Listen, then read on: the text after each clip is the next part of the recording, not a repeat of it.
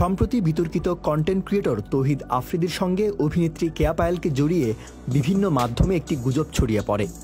আফ্রিদির একসময়ের ঘনিষ্ঠ content creator রাহির ভিত্তিহীন একটি দাবির উপর ভর করে এই গুজব ছড়ায়। একটি বেসরকারি টেলিভিশন চ্যানেলে রাহি বলেন, আফ্রিদি ও কেয়া পায়েলের সম্পর্ক আছে এমন একটি কথা তিনি শুনেছিলেন। এ বিষয়ে অভিনেত্রী কেয়া পায়েলের সঙ্গে ঘনিষ্ঠ একটি সূত্র জানান, এটি সম্পূর্ণ গুজব।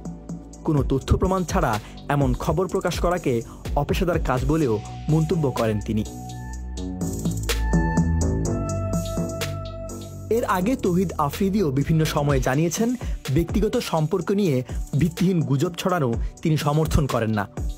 অভিনেত্রী দিঘির সঙ্গেও তার বন্ধুত্বকে অনেকে প্রেমের গুঞ্জনে রূপ দিতে চেয়েছিলেন।